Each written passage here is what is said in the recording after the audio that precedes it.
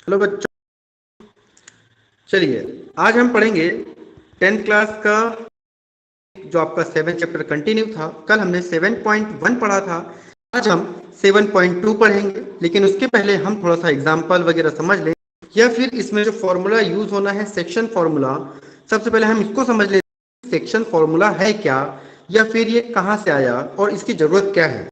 ठीक है, चलिए अब अगर हम यहाँ पर देखें, सबसे पहले सेक्शन फॉर्मूले को समझते हैं कि सेक्शन है क्या। तो अगर आप देखेंगे कि आपके पास में कोई एक ग्राफ बना हुआ है, ठीक है, आपके पास में ये आपका एक्स एक्सिस होता है और ये आपका वाई एक्सिस होता है ना। तो अगर कोई लाइन ड्रॉ करा है हमने, ये मान लो ए और बी हमने किसी पॉइंट से लिया, पर पी पॉइंट को ड्रॉ करा है।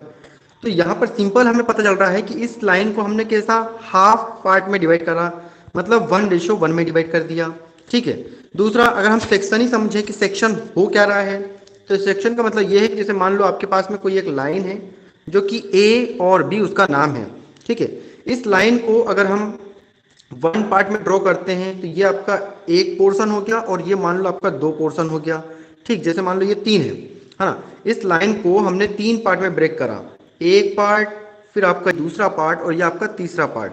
ठीक है, अगर हमें ये वाला पोर्शन लेना है, कौन सा, अगर हमें ये वाला पोर्शन लेना है तो इसके लिए हम क्या लिखेंगे, 1:2 लिखेंगे।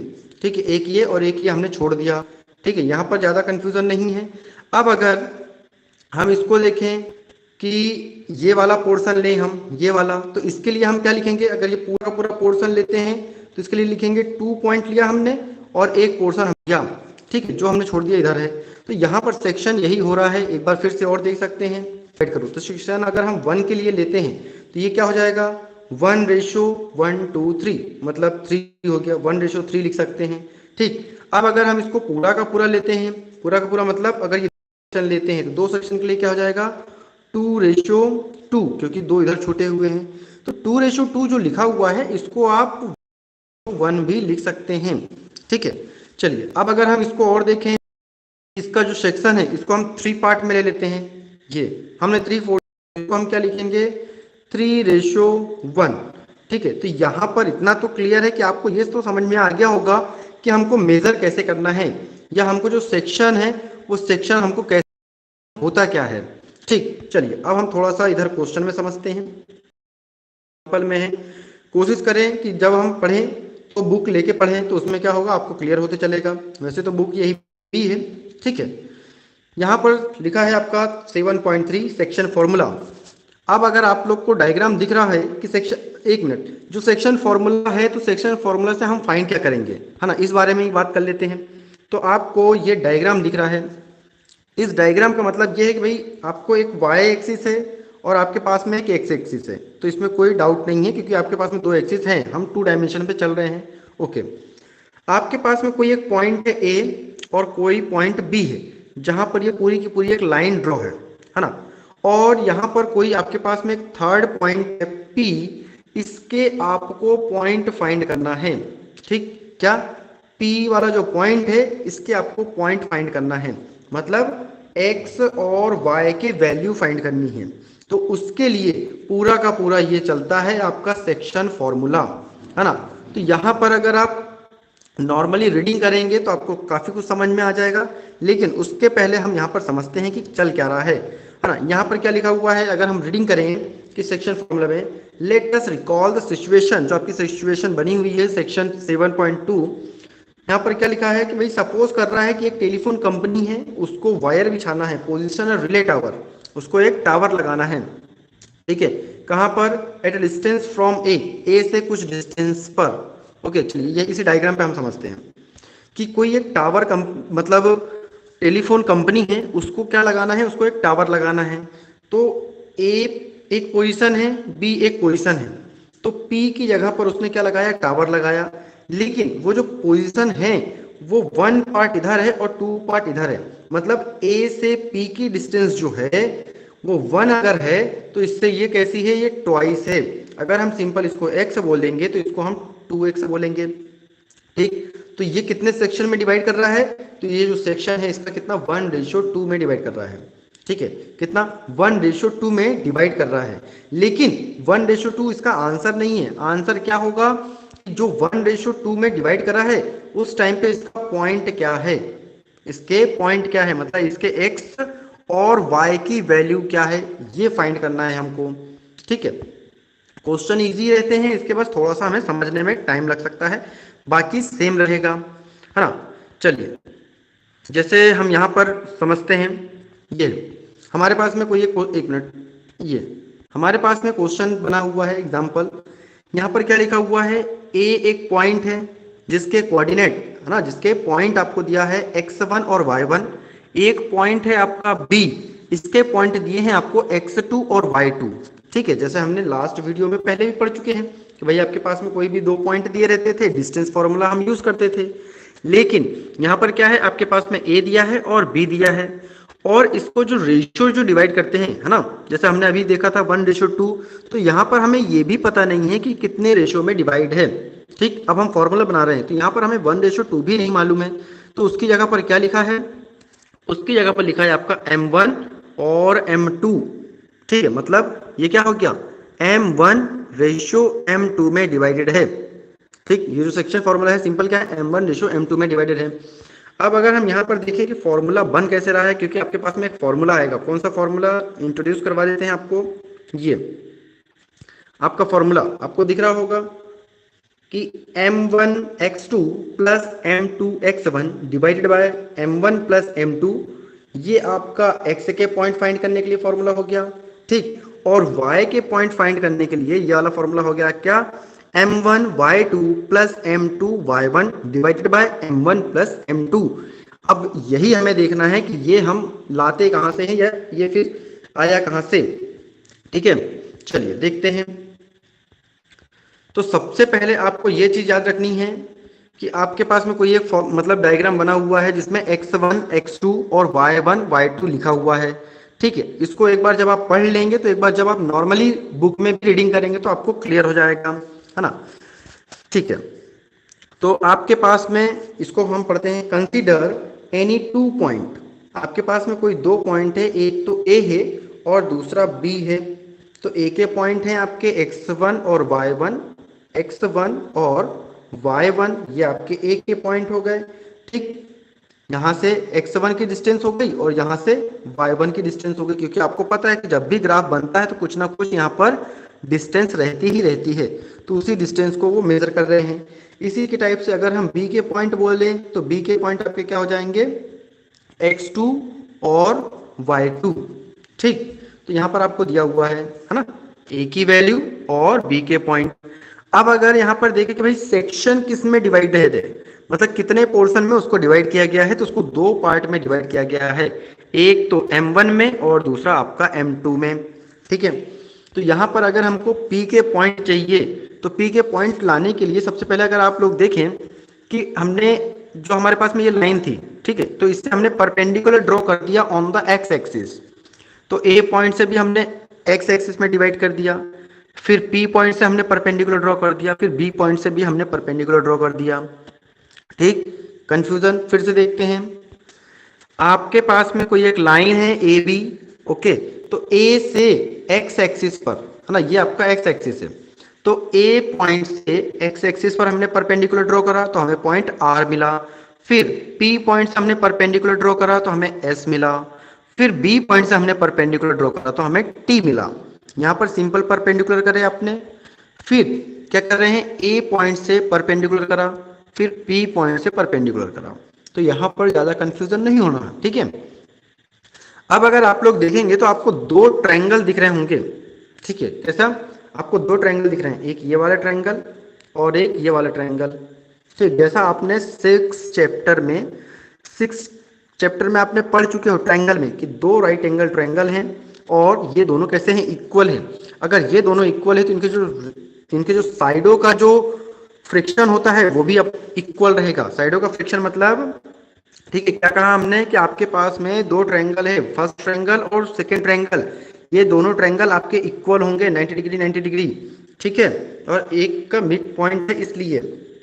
चलिए देखते हैं, तो यहाँ पर जो फ्रिक्शन रहेगा वो सेम रहेगा, कैसे यहाँ पर क्या लिखा है, P A upon P B, क्या है, पी ए मतलब जो इसकी डिस्टेंस है उसके अपॉन में पी बी, दोनों कैसे रहेंगे, इक्वल है, क्योंकि दोनों ट्रायंगल आपके इक्वल हैं। ओके, तो अगर आप लोग यहाँ पर देखेंगे कि पी ए और पी ए और पी बी की लेंथ मतलब डिस्टेंस कितनी है या फिर उसकी वैल्यू कितनी है, तो यहाँ पर आप देख सकते हैं कि जो पी से ए है ये क्या है, m1 है, और पी से बी क्या है, पी से बी आपका m2 है। ठीक, तो ये वैल्यू तो आपकी आ गई। अब चलिए, अब हम आगे चलते हैं कि जैसा हमने पहले बताया कि ये दोनों ट्रायंगल कैसे हैं, दोनों ट्रायंगल आपके इक्वल हैं।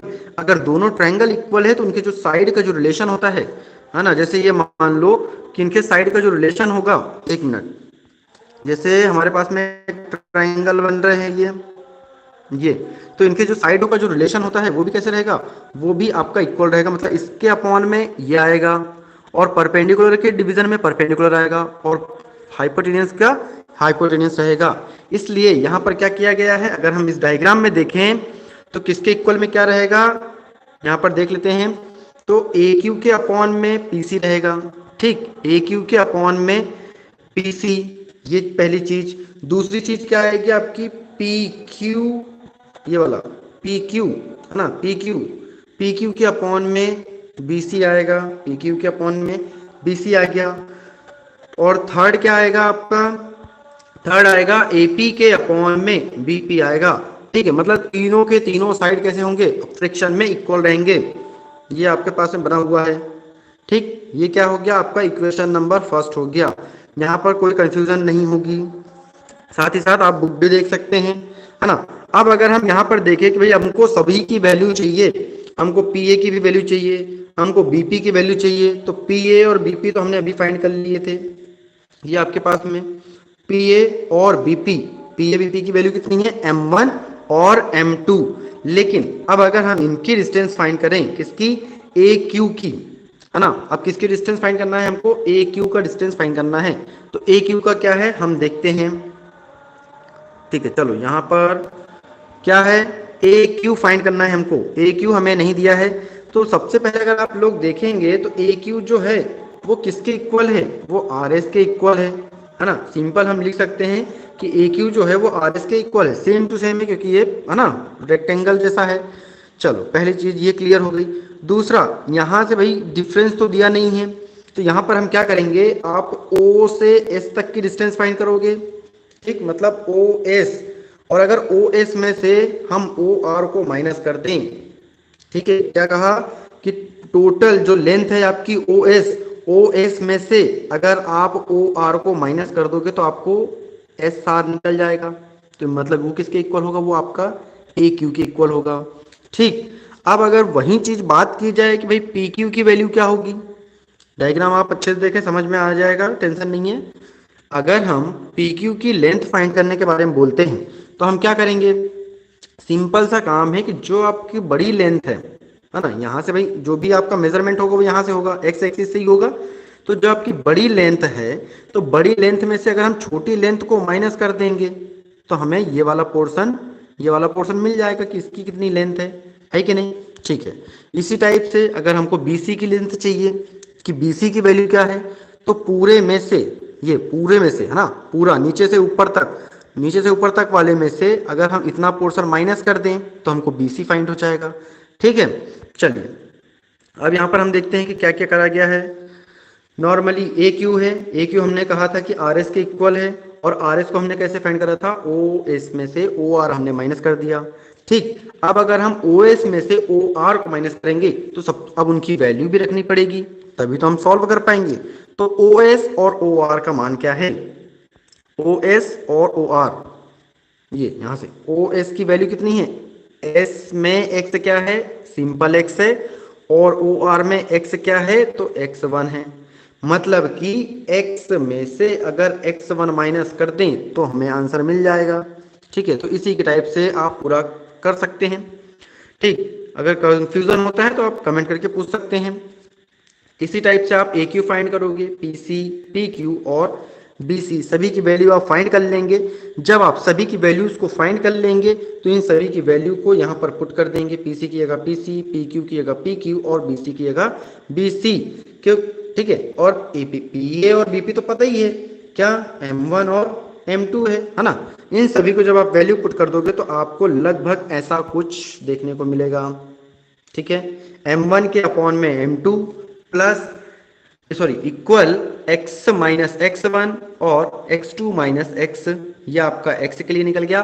और दूसरा y minus y1 upon y2 minus y। ठीक है, ये आपका y वाला हो गया। लेकिन हमें कोऑर्डिनेट चाहिए, हमें x और y की वैल्यू चाहिए, ना कि हमें पूरा का चाहिए। तो अगर हमको x और y की वैल्यू चाहिए तो हम क्या करेंगे, जो आपका सेक्शन है, सेक्शन को एक बार आप x के साथ में रखेंगे और सेक्शन को एक बार आप y के साथ में रखेंगे। ठीक है, दिख रहा है आपको? ये देखिए, एक बार हमने x के साथ रखा और दोबारा हमने y के साथ रखा। ओके, तो यहाँ पर कोई कंफ्यूजन नहीं है। अब अगर हम यहाँ पर देखें कि ये फॉर्मूला बना कैसे, तो सिंपल है कि सबसे पहले आप इस चीज को, जो आपके डिवाइड में है, डिवीजन वाले को सबसे पहले आप m1 के मल्टीप्लाई में भेजेंगे और फिर इसके बाद क्या करेंगे, ये आपका क्रॉस मल्टीप्लिकेशन होगा। फिर इसके बाद आप सिंपल x की वैल्यू फाइंड कर लेंगे, जैसे कि आप पहले के चैप्टर में कर चुके होंगे, है ना। तो यहाँ पे ये तो खैर छोटी छोटी क्लास का सवाल हो गया कि आपको x की वैल्यू फाइंड करना है तो आप क्या करोगे। ठीक, डाउट होगा तो पूछ सकते हैं। यहाँ पे आपका x का वैल्यू आ गया और यहाँ आपका y की वैल्यू आ गई। ठीक है, तो ये किस चीज के लिए फॉर्मूला है, ये आपका फॉर्मूला है कि अगर हमने किसी चीज को, ये आपके पास में कोई ये डिवीजन है ना, ये ग्राफ है, तो ग्राफ में अगर कोई थर्ड पॉइंट है तो उसका पॉइंट क्या होंगे, ये इसके पॉइंट फाइंड करने के लिए ही सेक्शन फॉर्मूले का यूज किया गया है। ओके, इसके पॉइंट क्या होंगे थर्ड वाले के। चलिए, अब इस फॉर्मूले को याद करने का तरीका क्या रहेगा, वही हमें याद भी तो करना है कि इस फॉर्मूले को हम कैसे याद करेंगे। अगर आपको 7.2 में क्वेश्चन आता है सेक्शन का, तो सेक्शन से रिलेटेड आपको यही फॉर्मूलों का यूज करना है। ठीक है, तो इस फॉर्मूले को याद करने का तरीका हम बता देते हैं। आप ध्यान से देखेंगे तो आपको पूरा बन जाएगा और आप कभी नहीं भूलेंगे ये फॉर्मूला। कैसे? अगर आप नॉर्मली इस फॉर्मूले को पढ़ते हैं क्या, कि x के पॉइंट और y के पॉइंट के लिए अलग अलग फॉर्मूला है। ठीक, इंडिविजुअल उनके लिए अलग अलग फॉर्मूले आ गए हैं। अब अगर हम x वाले फॉर्मूले को पढ़ते हैं तो कैसे रीड करोगे आप, m1 x2 plus m2 x1 divide by m1 और m2, ये पढ़ोगे, है ना। तो ऐसे नहीं पढ़ना है, सिंपल आपको क्या करना है, आपको लिखना है mx प्लस mx और m1 प्लस m2, इतना आप लिख सकते हो। अगर इसके बाद आप देखोगे तो यहाँ पर एक नंबर जैसा है 12 और 21, सिंपल 12 और 21, है ना। इसको अगर एक बार और हम लिख के देखें तो कंफ्यूज नहीं होंगे हम। क्या लिखा हमने, mx plus mx divided by m1 plus m2। याद करने का तरीका क्या था, हमने कोई नंबर बताया, क्या नंबर, 1 2 2 1, मतलब 12 21 12। ठीक है, तो इसके जैसे आप सिंपल याद कर सकते हो कि mx डिवाइड बाय दोनों का जो m है वो दोनों आप प्लस कर सकते हो। और सिंपल यहाँ पर जैसे m था वहीं पर आपका, सॉरी जहां पर x था वहां पर आपका y हो जाएगा। मतलब कि my plus my divided by m1 plus m2, दोनों का जो डिवीजन में है दोनों का डिवीजन सेम रहेगा, m1 प्लस m2 ही रहेगा। बस अगर x वाला है तो y की जगह पर x हो जाएगा। अब इसकी काउंटिंग अगर देखें तो काउंटिंग क्या लिखेंगे, 1 2 2 1, है ना, मतलब 12 21, सिंपल लॉजिक। 12 21 आपको याद रखना है, 12 21 12 और 21, है ना। तो ये तो आपको था सेक्शन फॉर्मूला। लेकिन कहीं कहीं क्या होगा कि जैसे मान लो कि यहाँ पर के फॉर्म में आ गया, k/1। अब ये k/1 क्या है, तो k/1 की कहानी ये है कि अगर आपके पास में हमने कोई एक लाइन ड्रॉ करी थी, है ना, मान लो 1 2 3 4 पार्ट में डिवाइड करा। ठीक है, तो 1 2 3 4 5 पार्ट में डिवाइड करें हमने। अगर हमको इतना सेक्शन चाहिए तो हम क्या लिखेंगे, 2 कितना है, 1 2 3 3, 2/3 लिख दिया। लेकिन अब अगर कहीं कोई लाइन हो और वो लाइन कितने भी पार्ट में डिवाइड हो उससे कोई फर्क नहीं पड़ता, लेकिन वो हमेशा फर्स्ट सेक्शन की बात करे या फिर वो कोई सा भी सेक्शन ले तो उसमें एक पोर्शन 1 का होना चाहिए। जैसे इसके लिए अगर हम बात करें तो इसके लिए क्या हो जाएगा 1:1:2:3, 1:3, ठीक है। और अगर हम इसके लिए बात करते हैं ये वाले सेक्शन के लिए तो क्या हो जाएगा 1:2:3, 3:1, है ना। तो कहने का मतलब ये है कि भाई इधर का नंबर कुछ भी हो सकता है, हमने इधर में भी लिया, ठीक, या एक मिनट चेंज कर दें, जैसे ये सेक्शन लिया या ये सेक्शन लिया या ये सेक्शन लिया, उससे कोई मतलब नहीं है। उसने क्या करा, एक नंबर एज्यूम कर लिया के और एक पोर्शन उन्हें छोड़ दिया। जब कोई क्वेश्चन आपका k/1 में डिवाइड हो, है ना, k की जगह पर कोई सा भी नंबर हो सकता है, 2:1, 4:1, मतलब कि एक तरफ में 1 अगर आपका फिक्स है तो उस कंडीशन में आप इस फॉर्मूले को यूज कर सकते हो। ठीक है, क्या है फॉर्मूला आपका कि k(x2 + x1) divide by k+1। जैसे वहां पर हम m1 और m2 को ऐड करते थे तो यहाँ पर आपका क्या है k/1 है, मतलब जिस रेशियो में दिया रहता है उसी को हम सिंपल प्लस कर देते हैं। ठीक है, इस चीज को कंफ्यूजन नहीं रहना। जैसे मान लो कि 2:3 दिया है तो डिवीजन में 2 + 3 आ जाएगा। m1 रेशियो m2 दिया था तो हमने क्या करा था m1 + m2 करा था।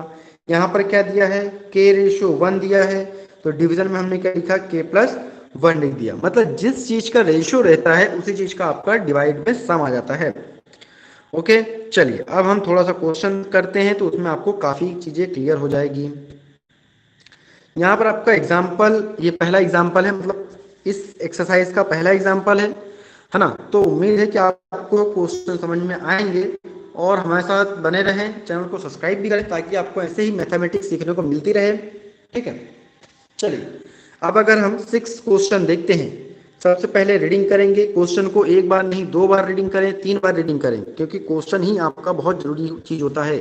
फॉर्मूले वगैरह आपको याद होते हैं लेकिन क्वेश्चन आप रीडिंग करते हैं, थोड़ा सा क्वेश्चन रीडिंग करें और नॉर्मली आप फॉर्मूला लगा देते हो, है ना। तो ऐसी गलती ना करें, क्वेश्चन को आप 1 बार 2 बार 3 बार जितना हो सके मैक्सिमम नंबर ऑफ टाइम पढ़ें उसको। ठीक है, चलिए एग्जाम्पल नंबर 6 है आपका, फाइंड द कोऑर्डिनेट। कोऑर्डिनेट की बात कर रहा है इसने, मतलब पॉइंट के बारे में बात कर रहा है। किसके पॉइंट, एक्स और वाई के। एक्स और वाई का फॉर्मूला क्या था, फॉर्मूला बार बार लिखेंगे हम। फॉर्मूला क्या था, x = mx + mx divided by m1 + m2। Number क्या आएगा 1 2 और 2 1, सिंपल, है ना। चलिए देखते हैं इधर में क्या है। क्या आपको कोऑर्डिनेट फाइंड करना है, point which divide the line segment. भाई किसी लाइन सेगमेंट को उन्होंने डिवाइड करा है, जो लाइन सेगमेंट कितनी है 4 - 3 और 8 और 5 इन द रेशियो 3:1।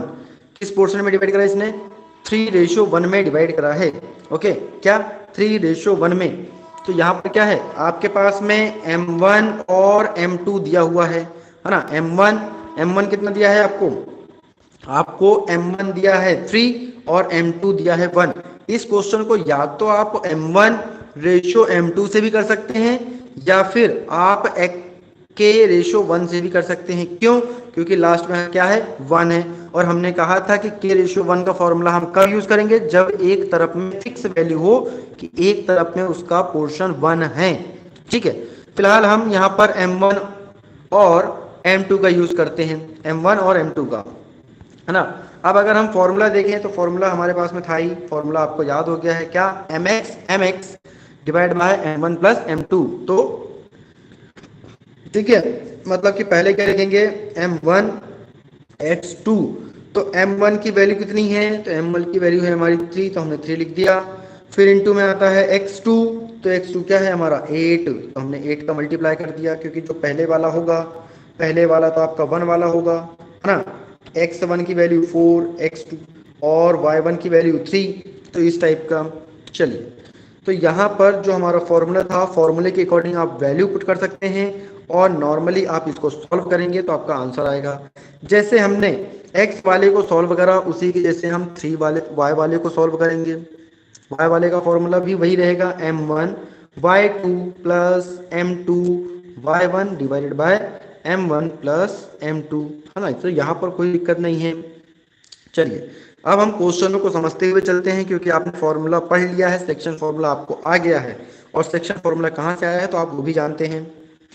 अब अगर हम एग्जाम्पल नंबर 7 देखें, एग्जाम्पल नंबर 7 क्या है आपका, इन व्हाट रेशियो, यहाँ पर सीधा सीधा किसके बारे में बोल रहा है, इन व्हाट रेशियो, मतलब कि वो m1 रेशियो m2 की वैल्यू फाइंड करने का बोल रहा है कि कितने रेशियो में डिवाइड हुआ, और जब वो डिवाइड हुआ तो उसके जो पॉइंट थे वो क्या थे, -4 और 6, ठीक, क्या था, -4 और 6।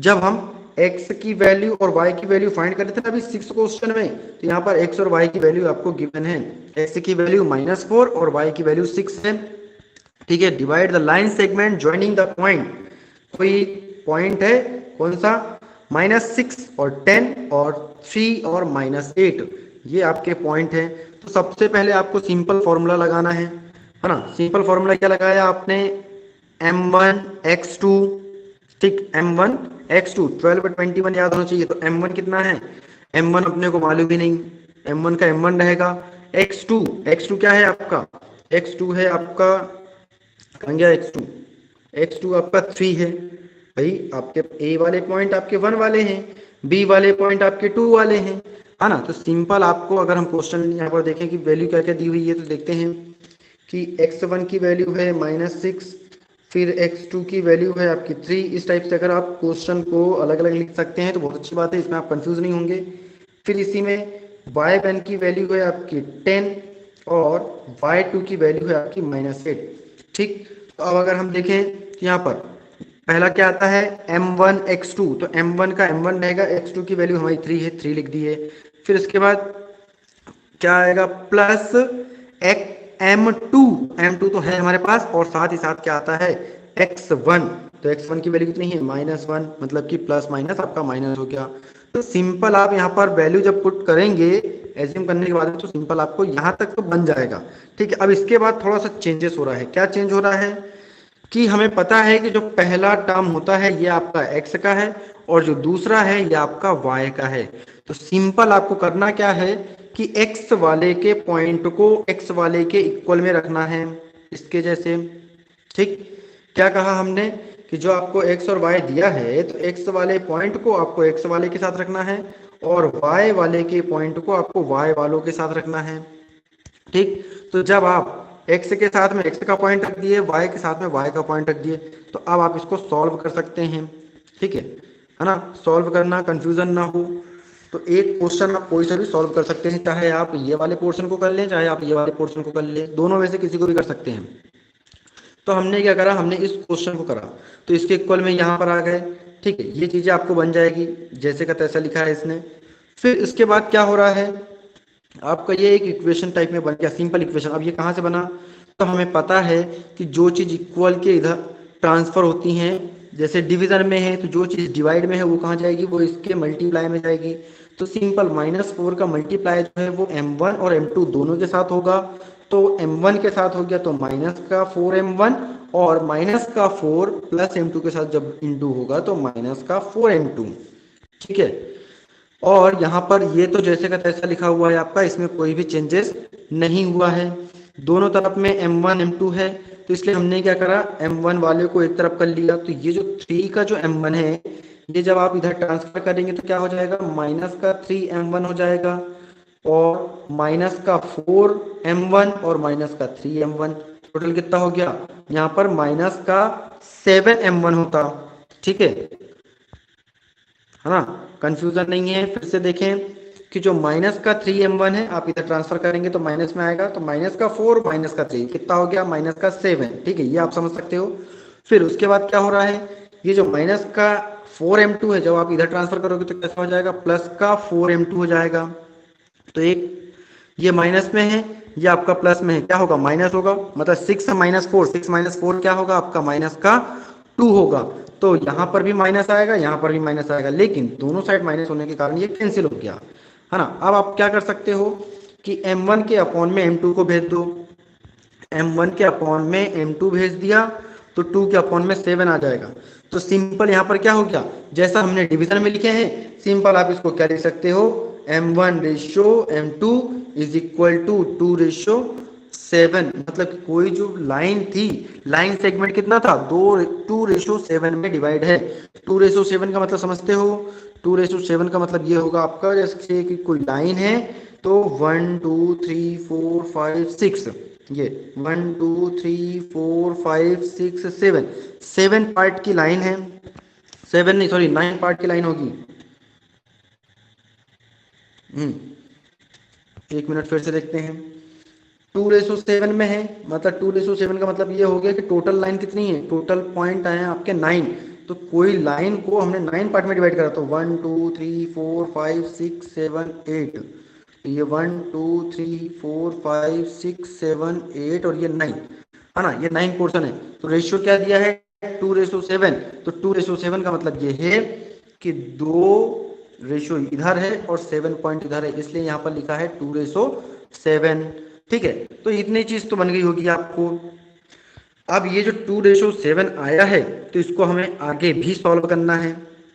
आगे कैसे सॉल्व करना है, यहां से अगर हम देखें कि आपके पास में क्या था,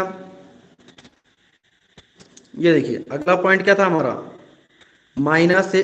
अब यहाँ पर थोड़ा सा वेरीफाई भी करना है। वैसे हमारा आंसर तो यहाँ तक आ गया है कि 2:7 तक आ गया है हमारा आंसर, है ना, 2:7 हमारा फाइनल आंसर है। लेकिन अगर हमको वेरीफाई करना हो कि हमारा आंसर सही है या गलत है, तो उसके लिए हम क्या करेंगे, उसके लिए हम यहाँ पर m1 और m2 को चेंज कर देंगे। जैसे आपको यहाँ पर दिख रहा है, ये जो हमारा दूसरा वाला था ना, कि जब हम इसको सॉल्व करेंगे तो हमारा आंसर 6 आना चाहिए, और जब हमारा आंसर 6 आएगा तभी हम उसको बोलेंगे कि वो हमारा सवाल सही है। ठीक है, तो यहाँ पर क्या हो रहा है कि m1 प्लस m2 लिखा था, तो हमने क्या करा, m2 से उसको डिवाइड कर दिया। ठीक, चलिए यहाँ पर देखते हैं पूरा अपन, क्लियर हो जाएगा आपको। ये है कि m1 है और m2 है, तो हमने क्या करा, उसको फ्रैक्शन में कन्वर्ट कर दिया। ठीक है, हमने क्या करा, उसको फ्रैक्शन में कन्वर्ट कर दिया। तो फ्रैक्शन में कन्वर्ट करने के लिए क्या करा हमने, फ्रैक्शन में कन्वर्ट करने के लिए m1 के अपॉन में m2 का कर दिया डिवाइड, और m2 के अपॉन में m2 का डिवाइड कर दिया। तो जब आप m2 के अपॉन में m2 डिवाइड करोगे तो सिंपल कट जाएगा, तो यहाँ पर कुछ नहीं बचा, उसी की जैसे यहाँ पर भी कुछ नहीं बचा। और हमने अभी पढ़ा है, क्या पढ़ा है कि m1 अपॉन m2 जो है आपका, वो कितना है, 2:7 है ना, मतलब कि 2/7 है। तो उस वैल्यू को हम यहाँ पर सिंपल रख सकते हैं। ये देखो यहाँ पर लिखा है m1 upon m2, m1 upon m2, तो m1 अपॉन m2 मतलब 2/7, 2/7। तो जब आप इसको सॉल्व करेंगे, अब जहां तक ये है, इसका सॉल्यूशन तो नहीं बताना चाहिए क्योंकि ये तो आप कर लोगे, 10th क्लास में है कि नहीं। तो इसको जब आप कर लेंगे तो हमें कमेंट करके बता दीजिएगा कि हाँ सर ये बन चुका है। और अगर डाउट आएगा तो भी आप कमेंट करें, बने तो भी कमेंट करें, नहीं बने तो भी कमेंट करें। ठीक है, चलिए, तो ये तो आपका 7 एग्जाम्पल हो गया। अब अगर हम इसी के जैसे एग्जाम्पल नंबर, एक मिनट, यहाँ पर ये भी है कि भाई अगर आप उसको अल्टरनेटिव मेथड से भी करना चाहें तो अल्टरनेट मेथड से भी कर सकते हैं। अल्टरनेट मेथड का मतलब ये है कि जैसे मान लो कहीं पर लिखा है m1 रेशियो m2 लिखा है ना, m1 रेशियो m2 लिखा है, तो इसको आप क्या कर सकते हो भाई, जो भी चीज आपकी रेशियो में रहती है तो उसका मतलब सिंपल कैसा रहता है, वो डिवाइड में ही लिखा है। तो m1 ratio m2 is equal to 1, क्योंकि यहाँ पर कुछ नहीं बचेगा तो 1 बचेगा। और इसको हमने पूरा का पूरा क्या बोल दिया, इसको पूरा का पूरा हमने k बोल दिया, तो k रेशियो 1। ठीक है, तो भी आप यहाँ पर करेंगे तो आपको क्लियर हो जाएगा। ठीक, चलिए अब यहाँ पर हम क्या करते हैं, 8 क्वेश्चन करते हैं। 8 नंबर क्वेश्चन क्या है हमारा, थोड़ा सा चेंजेस होगा, देखते हैं क्या चेंजेस है इसमें। Example number 8, find the coordinate of the point of trisection. ठीक है, क्वेश्चन को पढ़ें अच्छे से। यहाँ पर क्या लिखा है, example number 8, find the coordinate of the point trisection, मतलब 3 पार्ट में उसको डिवाइड करा है, ट्राइसेक्शन। ठीक, क्या लिखा है, ट्राई, ट्राई का मतलब है आपका 3। ठीक, ट्राई मतलब 3 होता है। Point dividing the 3 equal parts, यहाँ पर बता भी दिया गया है। ठीक है, फिर इसके बाद में लिखा है of the line segment joining the point, जो लाइन सेगमेंट है वो कितना है, ए और बी, कोई 2 पॉइंट दिए हुए हैं। तो कुल मिला के क्वेश्चन क्या बोला है कि फाइंड द कोऑर्डिनेट, उसके पॉइंट फाइंड करना है जो उसने 3 पार्ट में डिवाइड करा है। 3 पार्ट में डिवाइड जो करा है उसको हमें फाइंड करना है। तो 3 पार्ट में कैसे डिवाइड करा है इसको हम देखते हैं। यहाँ पर क्या लिखा है कि आपके पास में कोई एक ए के पॉइंट दिए हैं और कोई बी के पॉइंट दिए हैं, उनको क्या करना है, उनको जोड़ना है ना, उनको अपने को ऐड करना है और साथ ही साथ हमको 3 पार्ट में डिवाइड करना है, 3 पोर्शन में। तो 3 पोर्शन कहाँ है, 1 2 3, तो 3 इक्वल पार्ट्स में डिवाइड करा, मतलब पी के भी कुछ पॉइंट होंगे और क्यू के भी कुछ पॉइंट होंगे। तो पी के पॉइंट को जब हम फाइंड करेंगे, समझते हैं हम कि जब हम पी के पॉइंट को फाइंड करेंगे तो क्या लिखेंगे, 1:, इधर में 2 है, 1 और 2, तो 1:2 लिखेंगे। ओके, ठीक है। फिर से देखते हैं, अगर हमें P के पॉइंट के लिए सेक्शन फाइंड करना है कि m1:m2 क्या लिखेंगे, तो m1:m2 की जगह पर क्या लिखेंगे, 1:2 लिखेंगे फॉर P पॉइंट। और अगर हमको Q का पॉइंट चाहिए, Q पोर्शन, तो क्या हो जाएगा, 2 भाग आपने ले लिया और 1 भाग आपने छोड़ दिया, मतलब 2:1 हो जाएगा। तो m1 की वैल्यू हो जाएगी आपकी 2 और m2 की वैल्यू हो जाएगी आपकी 1। ठीक है, तो यहाँ पर कोई दिक्कत नहीं है। चलिए, सिंपल आपको क्वेश्चन लिखना है और सिंपल आपको फॉर्मूला लगा देना है। फॉर्मूला आप बार बार लिखें तो ज़्यादा अच्छी बात है। फॉर्मूला क्या था आपका कि mx plus mx divide by m1 plus m2, और यहाँ पर नंबर क्या आ जाएगा, 1 2 2 1, है ना, 12 21। इसी टाइप से अगर आप y का लिखेंगे तो जहाँ जहाँ आपका x है ना, जहाँ जहाँ आपका x है वहाँ वहाँ क्या आ जाएगा, वहाँ वहाँ आपका y आ जाएगा। ठीक, तो सबसे पहले कोई सा भी क्वेश्चन आता है तो उसके आपको a b, है ना, ये इस टाइप में लिखा रहता है, तो इसको आप सबसे पहले क्या फाइंड कर लोगे, वही x1 की वैल्यू क्या है, 2, फिर x2 की वैल्यू क्या है, तो -7। ठीक, इसी की जैसे y1 की वैल्यू क्या है, -2,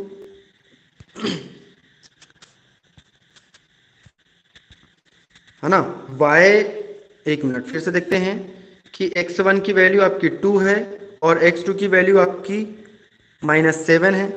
और अगर हम y1 को देखें तो y1 है हमारा -2 और y2 है हमारा 4। ठीक है, तो यहाँ पर आप इसको कर सकते हैं। क्वेश्चन को सबसे पहले आपको लिखना है, गिवन डेटा आपको लिखना बहुत जरूरी है कि आपके पास में गिवन डेटा क्या है, इससे क्या होगा, आपको कंफ्यूजन नहीं होगा। जैसा कि हमने बताया था कि अगर आपको 1:2 लेना है, मतलब ए पॉइंट लेना है AP, तो AP को आप 1:2 में डिवाइड करेंगे, और अगर आप Q को चाहिए तो Q के लिए आप क्या करोगे, 2:1 को डिवाइड करोगे। तो सिंपल यहाँ पर इन्हें देख सकते हो आप कि 2 लाइन को 2 बार डिवाइड करा है, एक 1:2 में, दूसरा 2:1 में डिवाइड करा है। तो उसके x के कोऑर्डिनेट और y के कोऑर्डिनेट, फिर अगली बार जब 2:1 में करोगे तो आपका x की वैल्यू और y की वैल्यू 2 अलग अलग वैल्यू फाइंड हो जाएगी।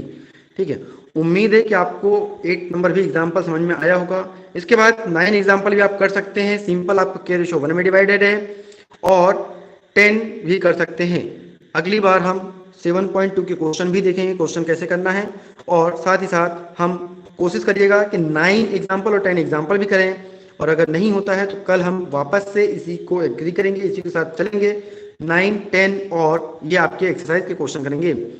इसी टाइप के मैथमेटिक्स करने के लिए हमारे साथ बने रहें, हमारे चैनल को सब्सक्राइब करें और दोस्तों के साथ शेयर करें ताकि उनको भी बड़ी आसानी के साथ मैथमेटिक्स समझ में आए। और टाइमिंग हमारी यही है, 8 से 9 के बीच में हम टाइमिंग रखते हैं लाइव क्लासेस की। Okay, thank you.